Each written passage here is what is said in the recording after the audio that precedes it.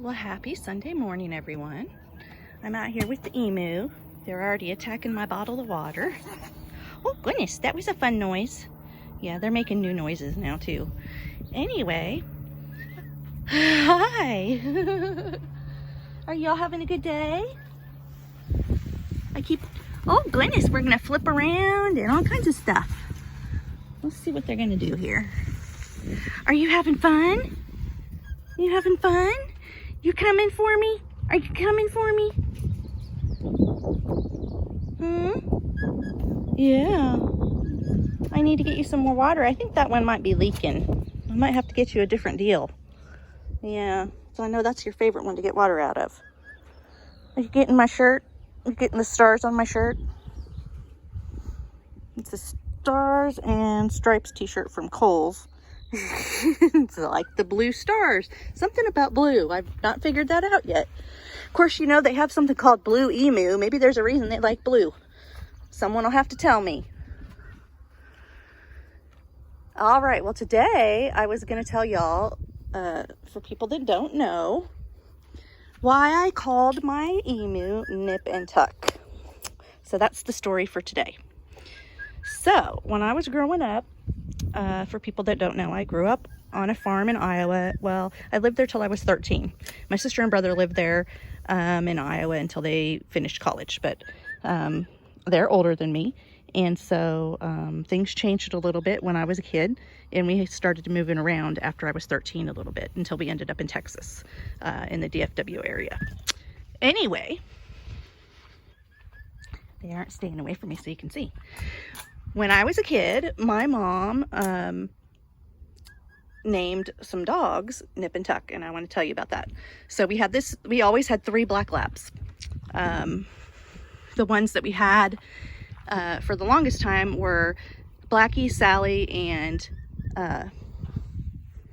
Suki. And my brother has since named a dog that he has Sook, because it's a boy, after the name Suki. Just because it's from our childhood, and it was a good way to remember childhood and living on the farm in Iowa. So anyway, we had Blackie, and unfortunately, when he was a little bit older, he got hit by a car and killed. And it happened that he had mated with the neighbor's lab right before he got killed, and it ended up having puppies, and we got 2 of those puppies. And they were called Nip and Tuck. And my mom very rarely would call or name our animals. Man, they're just going at it, aren't they? You guys are just going at it. I'm going to stand back here in the corner where you can't get me. My mom hardly ever would name our animals on the farm. I think she named a colt one time that we had when it was born. She named it Rocket because it was born on a day when one of the shuttles launched, and so she named it Rocket. And I think that's the only other time I can personally recall her naming any of the pets or the animals on the farm. But the reason she said she chose Nip and Tuck for the black lab puppies was because it was Nip and Tuck around the farm. That was what she said. So anyway, I was trying to think of names for emu, and I had 2. And I was trying to think of something that would go together, and I think someone at work said frick and frack, and I'm like, I don't like that. That's kind of negative sounding. And I said, for some reason, Nip and Tuck popped up in my head. And then I started thinking about it. They do nip. They kind of nip at you. And they do tuck. They squat down and kind of tuck down. So I thought that worked out good. So that's the reason I named my emu Nip and Tuck. Now, when I lived on the farm, Nip was a female and Tuck was a male. So it's kind of worked out that that's how I've ended up referring to them, as he and she. Nip is she and Tuck is he. But I really don't know what they are. But I'm just going with that until I find out later. It takes quite some while for you to know if you just wait. I did find a place where when they get their feathers all in, I can send some of their chest feathers too, and I think for like $25 each or $23 each, I can find out their sex if I send their feathers in. So I may do that, but I have to wait till they have all their feathers in. So we won't know. I won't know, and they won't. Well, they don't care. They know. But they're so fun this morning. They're running a lot. I moved their waters over because they like to run a light along the fence line.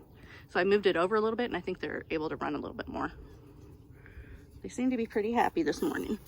I came in here yesterday and cleaned up their pen real good. And looking for advice, my farmer relatives and friends and people that have raised poultry before. I know I don't personally know very many people that had emu before, but I have a real hard time in here keeping their poop. See, they're they just go wherever. See, I can't keep it cleaned up very good, and it's hard to scoop up because right now it's still really runny. I think as they get older, it may get a little more solid, but it just doesn't come up off the ground very good. Now, all this white stuff you saw is some absorbent stuff I got from Tractor Supply. I think it's like Stall Absorb. They have it for chickens too, but it's cheaper if you get the stuff that's for the horses, and it's the same stuff, I'm told. Looky there, standing in the water. They like the water. I'm planning to get them a bigger water thing later so that they can get in it. Anyway, and they're eating the grass, which I want them to do, but pretty soon there's not going to be any left, and I'm kind of concerned about that. I thought about getting maybe some sod and bringing it in here, and that would kind of help with multiple things. I was also having a horrible time with flies, so I got rid of most of the bedding that was in here, but it's still, they're still getting on the food, which I don't really like. But that may just be part of having poultry. I don't know. But if anyone has any suggestions about the flies, which I did spray a little bit in here yesterday, but I'm a little leery of spraying too much stuff in here because they're just still babies, and I don't know if stuff can hurt them or not. So I did put some straw right back here on this area because they kind of like that area, and I lifted the water tank up a little bit, and so it can dry better there when it gets wet. And I mean, I keep their food in sealed containers when it's, you know, before I feed it to them. I got this one at Tractor Supply. It's pretty cool. I like it a lot. And then I just have this bin that I used when I moved. I had stuff in it when I was moving, but I put their food in it. So that seems to work because I have two different kinds right now. I'm trying to get them on this bigger pellet stuff, but they're not really liking it. They pick around it right now, so they may still be a little bit too young for the pellets. Anyway, that's my emu talk this morning and why they're called Nip and Tuck. And for those of you that don't know, my mom passed away on December 23rd, I think, of 2018. So there's a whole story about why my ranch is called Morning Glory Ranch too. So I'll tell you all that one another day. Anyway, I hope you all have a wonderful Sunday. It's a beautiful day here in Texas. It's going to be awfully warm, I think up to 95 or something like that. I worked outside all day yesterday, and I'm probably going to do it again today because I can't get anyone to help me inside, and I don't really want to make a big mess inside the house on Sunday, so we'll see how it goes. You're just enjoying that water, aren't you? I need to get you a bigger tub. Yeah, so you fit in there better. Yeah, that might be why it's so empty. Okay. Well, everybody have a wonderful Sunday. Be blessed. I'm very fortunate here in Texas on my little ranch. Things don't always go the way I want, and they aren't proceeding with the house the way I'd like, but I am very happy and very lucky to be here. So I worked real hard, and I'm going to keep it that way. All right. Bye, y'all.